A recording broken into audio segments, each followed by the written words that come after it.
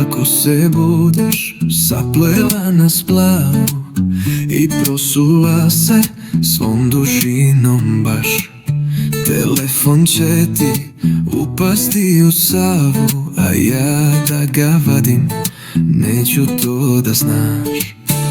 Ako se budeš saplela na splavu, pod petice neće krive biti. S prizora to ću okrenuti glavu, neću te poznavati. Da li je to piće delovalo mala, što ti je krivuda vhod? Da li je to piće ili je do splava, kome nije ravan pod?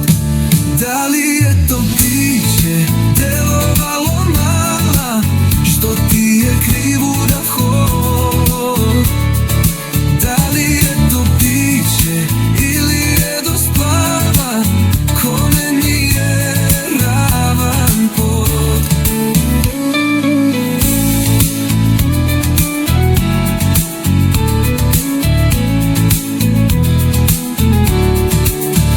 Ako se budeš saplela na splavu i prosula se svom dužinom baš, telefon će ti upasti u Savu, a ja da ga vadim, neću to da znaš.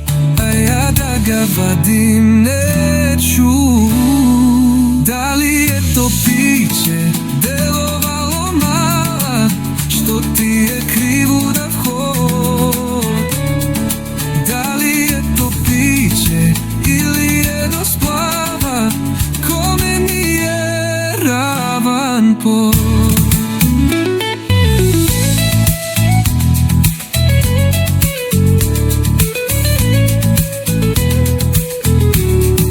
Da li je to piće delovalo mala, što ti je krivuda vhod? Da li je to piće ili je do splava, kome nije ravan pod?